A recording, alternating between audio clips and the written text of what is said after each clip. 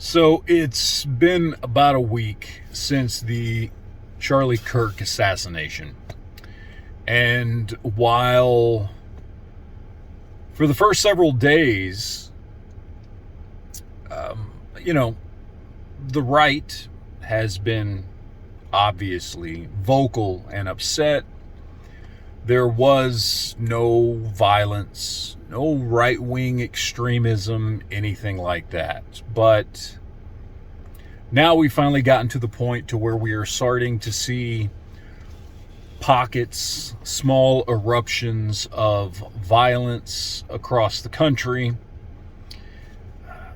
Seeing a couple of shootings now at this point, some other violent encounters, some looting, some rioting in response to the assassination of Charlie Kirk.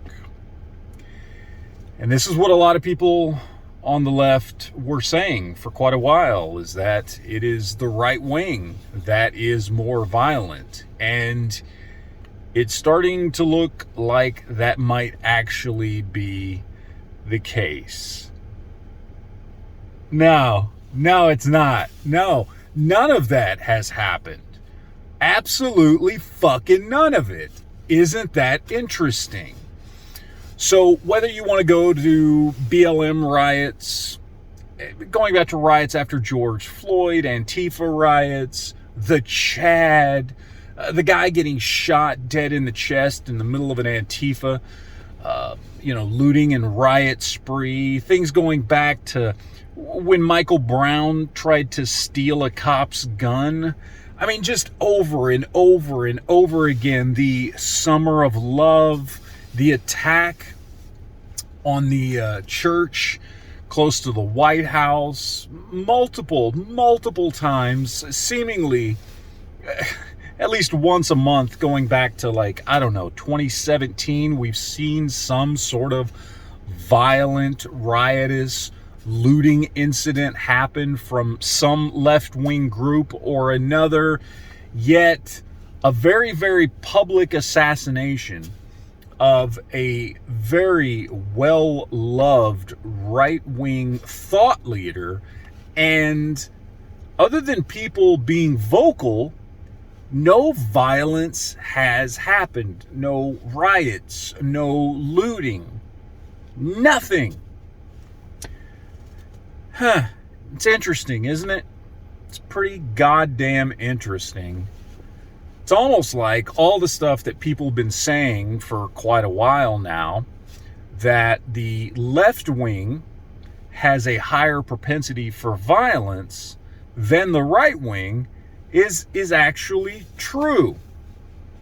Because it wasn't a right-winger that went to a baseball field in 2017 with an SKS and tried to take out a third of Congress that were all Democrats. No, that was a left-wing Bernie Sanders supporter who did that to try and take out a third of Congress, all Republicans. The multiple trans shootings that have taken place, one of which on the same day as the Charlie Kirk assassination, happened in Colorado.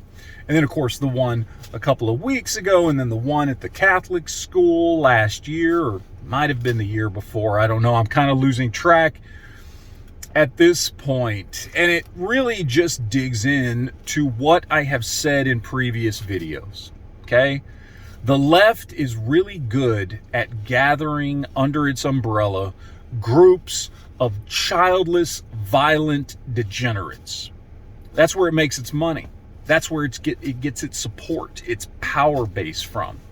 It targets the people who, let's be honest, whether you're trans, LGBT, an abortionist, whatever it is, the people with a higher likelihood of having no familial connections to ground you and prevent you from doing crazy, violent, demented, twisted, evil shit. And this is coming from me, guys. I'm not a right-winger. I am not. But I can clearly see with my own eyes, one side has a higher propensity for violence. And a higher propensity for justifying the idea of violence. Whether it's these random nut jobs getting indoctrinated, or it's people like fucking Destiny who said conservatives deserve to die. Conservatives deserve to worry about being killed for their views. He just said that a couple of days ago. Yes, the left is more violent. Absolutely 100%. The right wing, who've had many opportunities at this point to react to whether it was the hundreds of different incidents that have happened with riots on the other side, whether it's two people trying to take out Donald Trump, whether it was the girl on the train, whether it was the assassination of Charlie Kirk. They've had multiple chances just in the last year to riot and loot if they were truly the violent ones. But they're not. They also happen to be the side with way more guns, which is telling, because I feel like if right-wing gun owners were a problem, you'd probably fucking know it.